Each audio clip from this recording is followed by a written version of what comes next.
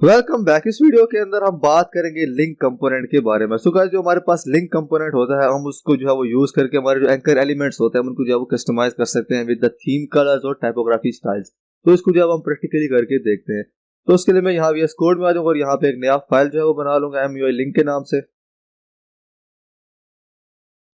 मेरे पास यहाँ पे जो फाइल बन गई, उसके बाद मैं यहाँ पे जो कंपोनेंट है वो ऐड कर लूंगा यूजिंग RFC। तो मेरे पास यहाँ पे जो कंपोनेंट है वो यहाँ पे जो है वो ऐड हो जाएगा।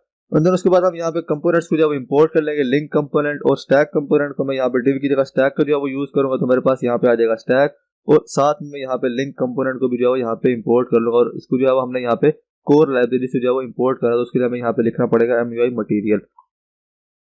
तो मेरे पास यहाँ पे MUI मटीरियल से जो दोनों कंपोनेंट जो है वो इंपोर्ट हो जाएंगे। देन उसके बाद मैं यहाँ पे स्टैक कंपोनेंट को जो है वो यूज करूंगा डिव की जगह। तो मेरे पास यहाँ पे आ जाएगा स्टैक और इसके अंदर मैं यहाँ पे स्पेसिंग दे दूंगा, स्पेसिंग की प्रॉप, और स्पेसिंग के अंदर मैं यहाँ पे दे देता हूँ तो 2। उसके बाद मैं यहाँ पे डायरेक्शन पास करूंगा, डायरेक्शन, और डायरेक्शन हम इसकी यहाँ पे रख लेंगे रो।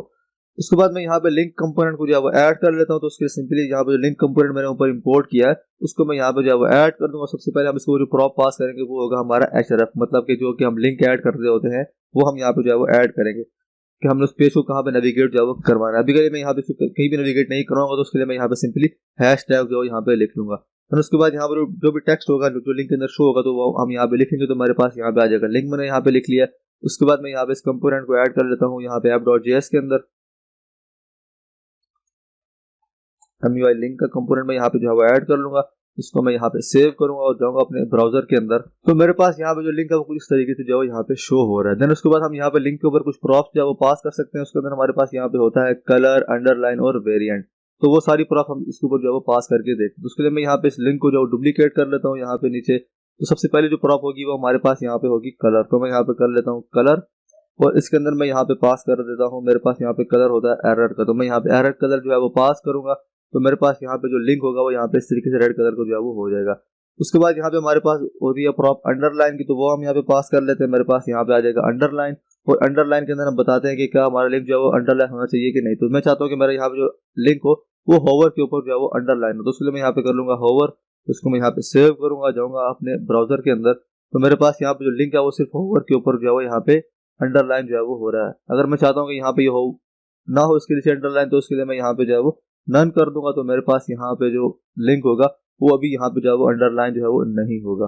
उसके बाद जो अगली प्रॉप होती है वो हमारे पास यहाँ पे होती है वेरिएंट की। तो उसके अंदर हम बता सकते हैं कि हमारा जो लिंक का वेरिएंट है वो क्या है। तो उसके लिए मैं यहाँ पे इसको डुप्लीकेट कर लेता हूँ। यहाँ पे मेरे पास यहाँ पे डुप्लीकेट हो जाएगा और मैं यहाँ पे वेरिएंट की जो प्रॉप है वो इसके अंदर जो है वो पास कर दूंगा। तो मेरे पास यहाँ पे आ जाएगा वेरिएंट।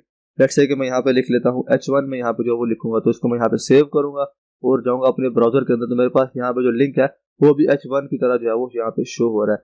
इस तरह मैं चाहता हूँ कि मेरे पास यहाँ पे ये बॉडी 1 हो, तो मैं यहाँ पे कर लूंगा बॉडी 1।